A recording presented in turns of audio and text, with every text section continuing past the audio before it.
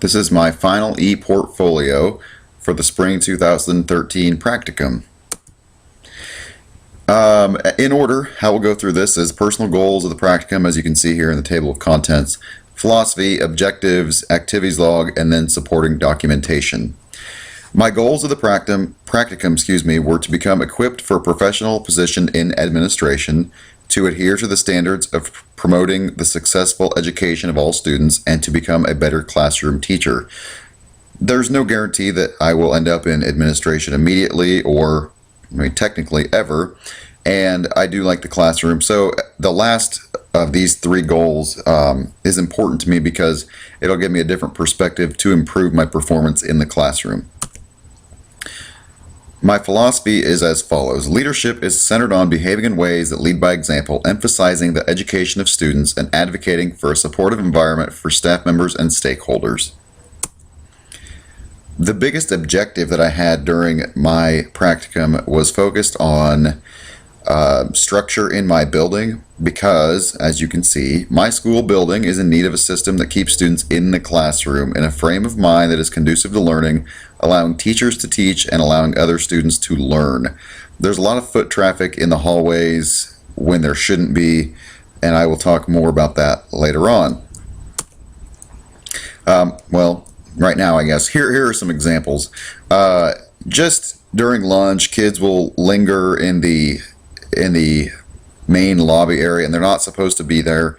And admittedly, it's the time of year where people don't like to deal with this because, we're almost done with school, and, well, let's start real strong next year, and we'll really whip them into shape. This is just a picture of some kids sitting on the stairs, and they're not supposed to during lunch. Similarly, and not during lunch, but the bell has already rang at school, and these kids, I just stepped out during my plan period to take a picture, and there's at least one who wants to pose. He's not worried about getting to class. Neither are the rest of them behind him. And another one where, there's a couple girls that didn't realize they were going to be in this production, I guess. But looking beyond them, there's a number of kids who are just hanging out there in absolutely no hurry to get to class. And this is the big problem at the school that I teach at right now. I've advocated for hall monitors. We will see what happens with that. Okay, moving forward with my activities log. I did a number of district activities and elementary activities, but the primary focus was on secondary activities because I am a high school teacher. The dates they're not in order here, and at least with one of these there's more than one date, but I feel like in the middle of January I provided input for an in-service that happened later on, and that's not something that is necessarily exclusively for administrators, but not a lot of people like to do that because they just figure, well, we'll take whatever they give to us, and that's fine. Not long ago, less than a week ago actually, at the in-service at the end of April, we graded district-wide DBQs, which stands for document-based questions, which is an essay that all students in the district do. We graded those district-wide. I shadowed a district office employee, interviewed the district, the district finance coordinator, and collaborated with several people from throughout the district as well. As far as elementary activities go, I shadowed a principal. I went to an elementary in-service very briefly just last week as well. Collaborated with some elementary teachers that I've gotten to know, some that I knew before I got here, but others that I've met since I've been here. I observed in an elementary classroom and went to an elementary music program, which was a very fun, interesting experience. Okay, there's, like I said, a number of secondary activities, and several of these I talked about during my weekly video blogs during the course of the semester. I went to a suspension hearing, a disciplinary referral. I won't call it a hearing because there was a number of them that was kind of a rapid fire thing. I went to more than one administrative meeting. I helped monitor the lunchroom on more than one occasion. The activities meeting was very interesting as well. After school supervision, I tell you what, it's amazing how the weather will dictate kind of the behavior of kids. When it's cold out, they don't really want to linger, want to go home. When it's nice out, well, they've got more energy and they want to hang around because it is nice out, but no major incidents happen. I shadowed an administrator during parent-teacher conferences, and no major happenings went on, but it was good to see that they need to be visible at all times. I'm now a member of the school climate team, and that wasn't just for the purposes of my practicum. That's something that my major focus in the practicum is getting kids in the classroom and getting more structure in the building, and that's part of what the school climate team is focused on.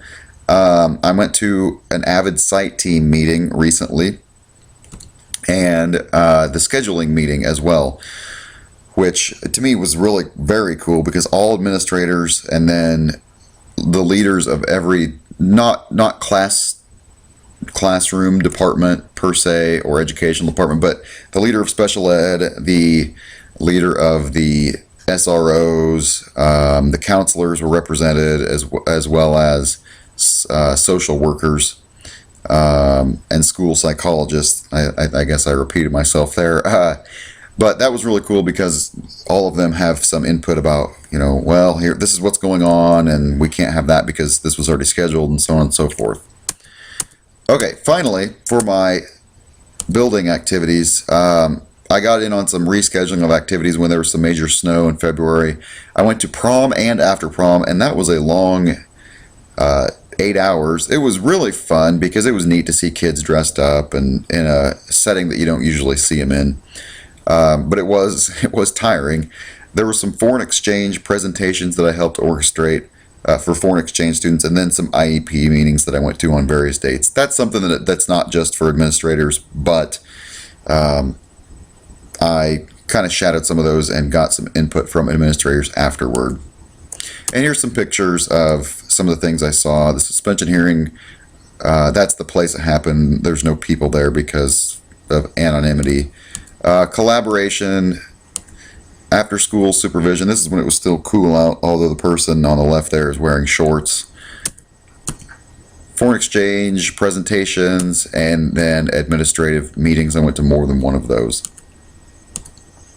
Okay, some of the things that I found were that the administrators are involved in everything. It's kind of like being the administrator of a classroom, like the teacher. If a kid has a question, who are they going to ask? Well, it's the teacher.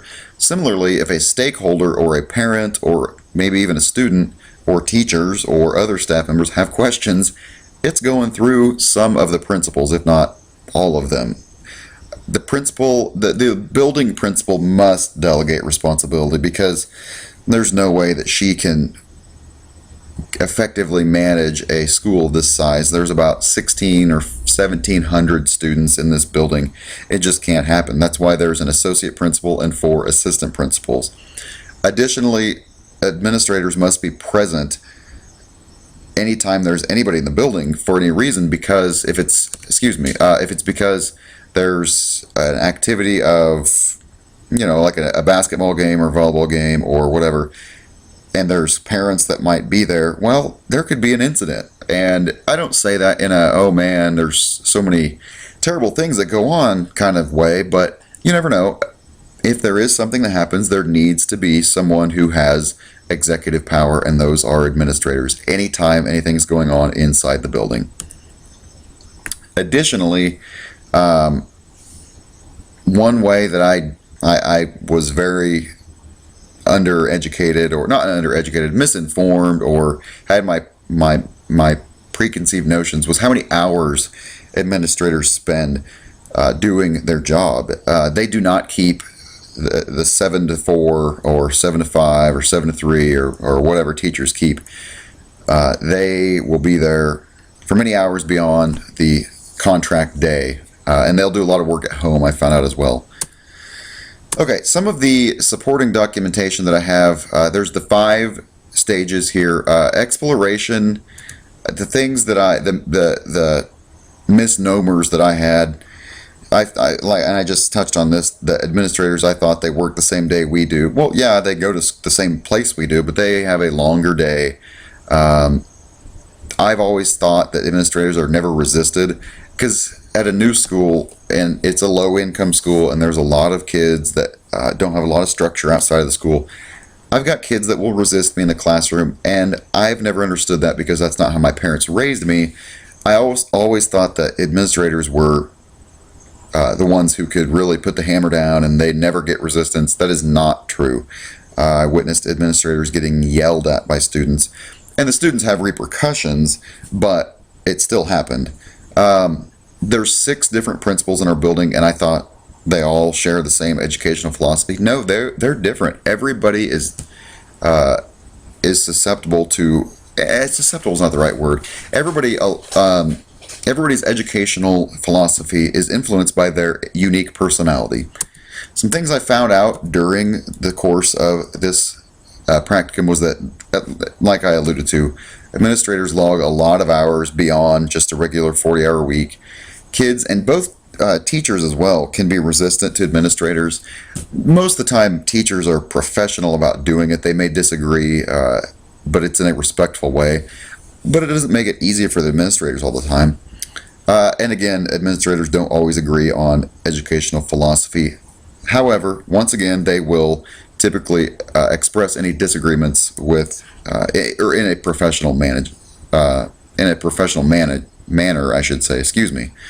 Moving on here, a question that I came up with: what are the most effective administrative strategies that maximize teacher collaboration and student learning while upholding building morale and the safety of all students, teachers, administrators, and stakeholders? I came from a previous school where there was a lot more structure. There were hall monitors. It seemed like the students and parents had less leverage and power. They were held more accountable. Committees exist to get to where we need to be. Like I said, I joined the school climate team, and that's one that is working on making the general morale for all people that enter Topeka High to be better.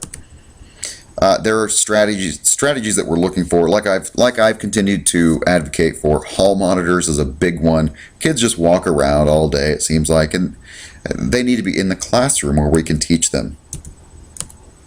Finally, techniques are not going to work everywhere. The ones that worked at my previous school, Junction City, may not work here, and there's a few reasons for that.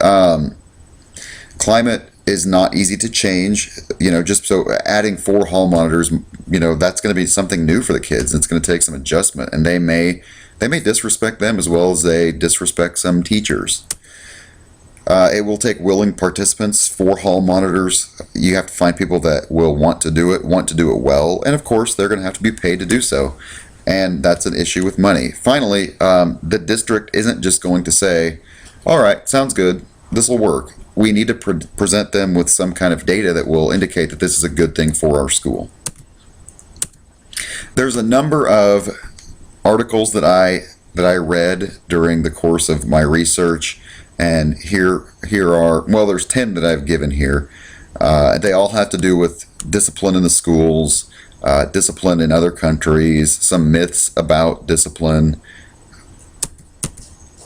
as well as going from discipline to forming a good relationship with kids, and results of expulsion and suspension, as well as something that's very applicable now, which is social media and discipline related to cyber misconduct.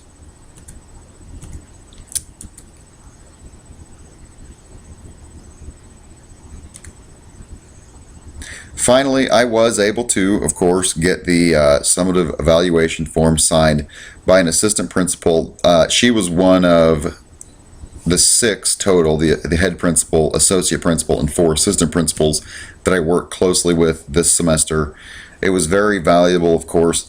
They were very realistic with me in saying that, well, it's kind of like student teaching, where you can kind of shadow and maybe occasionally have some freedom to exert or practice what administrators practice, but you really don't know exactly what it's like until you get in the position, and that scares me a little bit. But similarly, if it's just like student teaching, then it's not just like that. But if it's similar to that, clearly I've worked out as a teacher, and hopefully it will be the same as a future administrator.